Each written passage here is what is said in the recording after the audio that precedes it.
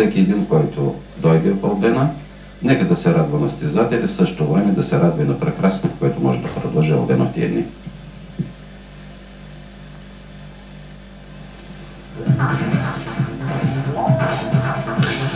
Седмица преди началото на Рали Албена виждате автомобила на Димитър Илиев разглобен. Това е защото трябва да му се направи една ревизия след участието в Пианкавало в Италия. Митко, какво стана там? Какво там? Завършихме успешно. Класирахме се седми в нашата група и 22 генералното. За едно рали като Пианкавало това е голям успех за мене.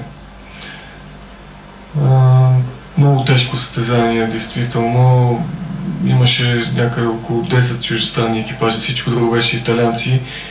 Никой не избягват го това рали другите европейци, защото италианците са много силни състезатели. Трудно може някой да постигне някакво класиране там. Искам да подчертая, че Пианкавало също е с коефициент 20 като Албена. Добре, някакви данни за Пежото? Пежото от група 7. Това е така.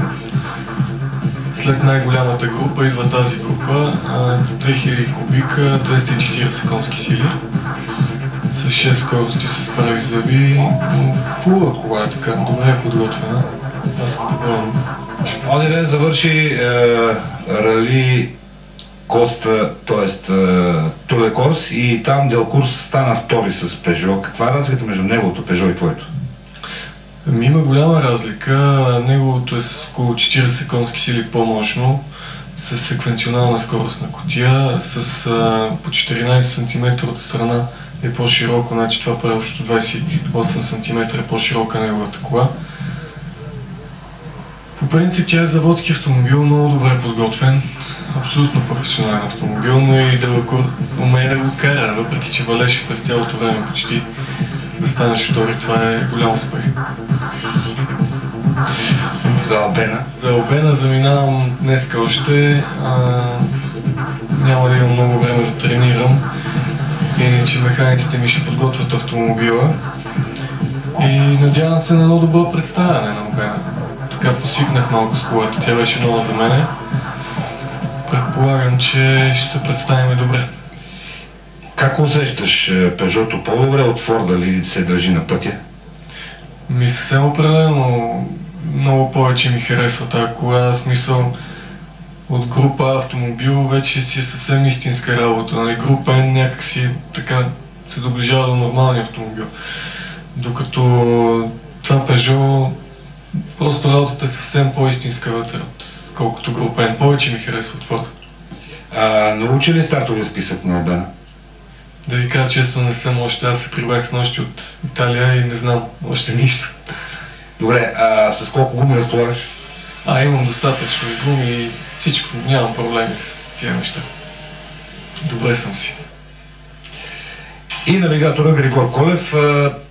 Предстоят 31 изпитания за скорост на Албена. Ще имате ли възможност да ги изтренирате и да ги опознаете? Ние по принцип сме ги тренирали миналата година, така доста обстойно. Сега ще трябва да направим нова записка. Предвид това, че имаме нов автомобил, нали, друга скоростна кутия. Мисля, че няма да е достатъчно времето да ги изтренираме добре. Но пък от друга страна е полезен опита, по който натрупахме в Италия и влезахме така в някакъв ритъм. И мисля, че това пък ще компенсира това, че няма да можем да направим пълноценна тренировка. Ето как ще присъства Рали Албена на малкия екран. Петък, 15 май, 23:40, картина от техническия преглед и представяне на пилотите. Събота, 16 май, 9:02 старт на ралито пряко в Добро утро. Следващото ни включване ще е от 14:40.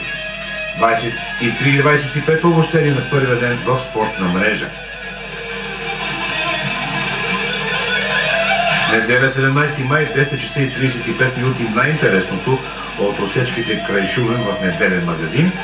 Финала на Рали Албена пряко в 18:10.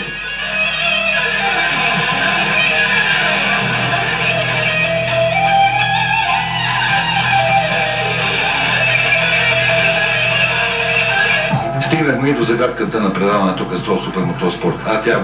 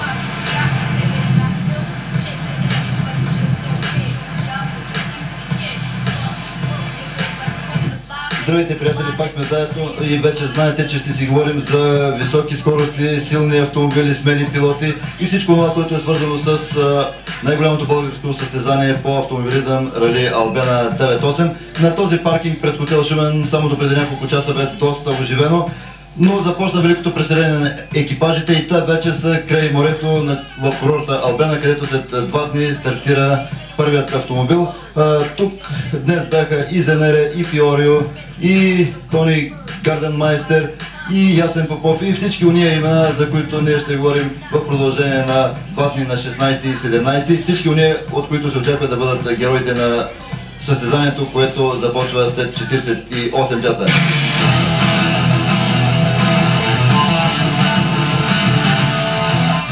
И все пак вие имате изключителната възможност. Само за вас Фиорио даде интервю.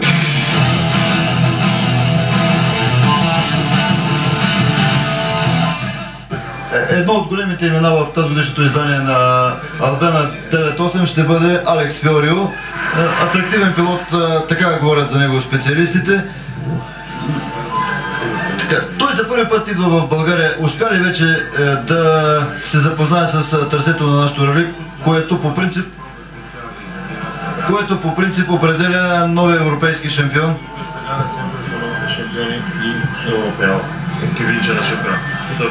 Beh, questa gara è molto bella, io ho già fatto le note corrette di quasi tutte le prove.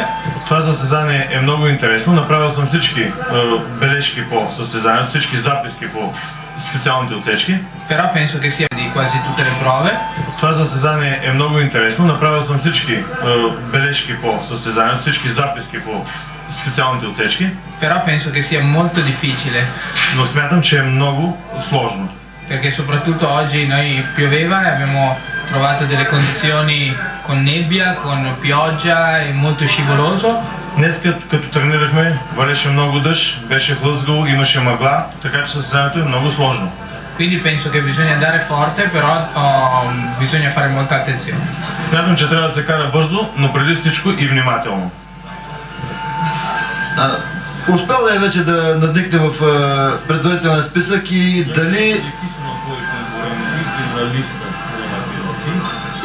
дали мисля, че някой от пилотите ще го затрудни сериозно, защото тук явно има добри състезатели. Come per te, che avevano dei grandi piloti qua che ti disturbano in la gara. Sicuramente ci sono dei piloti molto bravi. Наистина има пилоти много добри. Però normalmente io non, anche quando corro nelle altre gare non guardo gli altri piloti, io faccio la mia gara. Когато карам всяко състезание, не гледам другите пилоти, а си карам моето каране и си карам моето състезание. E vado al massimo di quello che posso andare, senza guardare cosa fanno gli altri. И правя максимума от това, което мога, без да гледам какво правят другите. E penso che questo sia molto importante perché comunque bisogna andare al massimo. Poi se si è davanti si amministra, se si è dietro si prova ad andare un pochino di più. Смятам, че това е максималното, което може да се направи и да се кара внимателно, разумно и бързо.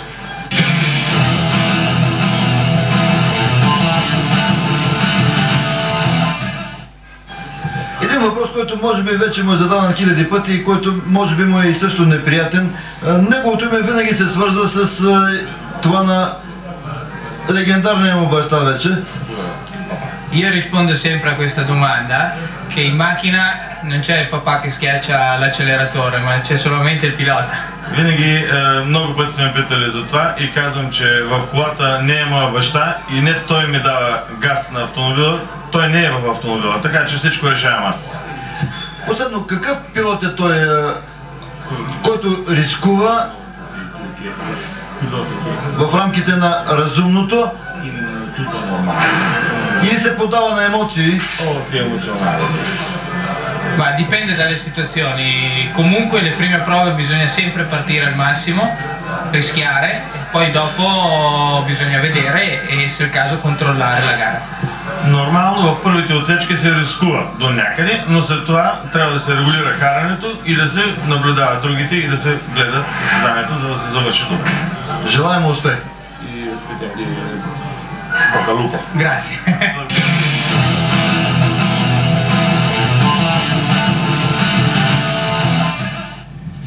бе всичко за днес. Очаквайте ни отново утре вечер в 19:55 и отново ви повтаряме. Внимателно по улиците и пътищата. Не се правете на състезатели. Състезателите стартират само след 48 часа от Албена.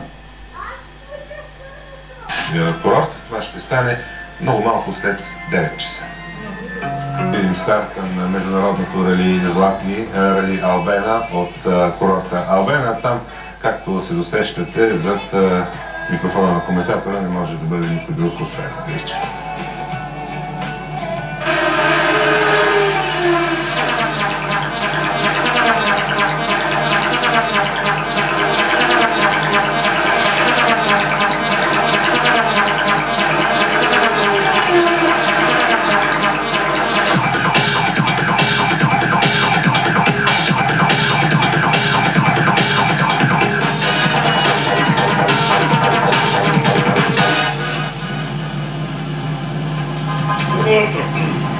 След секунди ще бъде етап на 29-то рали Албена на Европейския шампионат. Пирвидите с номер 1 Жан-Марио Занере през миналата година втори на Албена, втори и в крайното класиране в борбата за надпреварата за тази година. Жан-Марио Занере, автомобил Subaru 3 петици, потегли вече по трасето дължина 1157 км.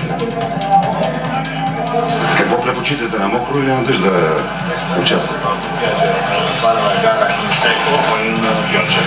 In secco è molto meglio. Molto bene, сухо. С кои пилоти ще се съобразявате? Ma io guardo tutti i concorrenti dal primo all'ultimo, cioè dal numero 2 in poi per me sono tutti concorrenti. За мен всички са конкуренти.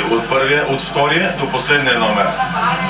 Каква е разликата между миналогодишната ви кола и тази? E la differenza dalla macchina l'anno scorso e di oggi? Direi nessuna, proprio le macchine sono praticamente identiche, questa ha qualche aggiornamento fatto in questo anno, ma non...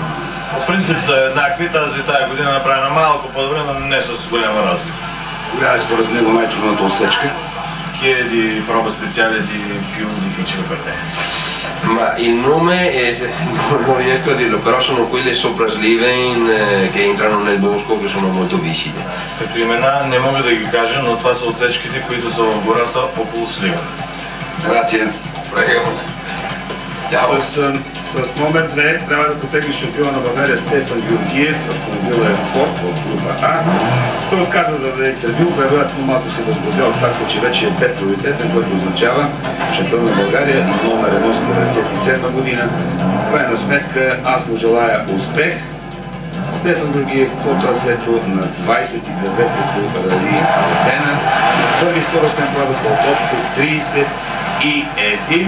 Той вече включи своята антилак систем и потегли по трасето на първи скоростен пробег и залеите на Албена.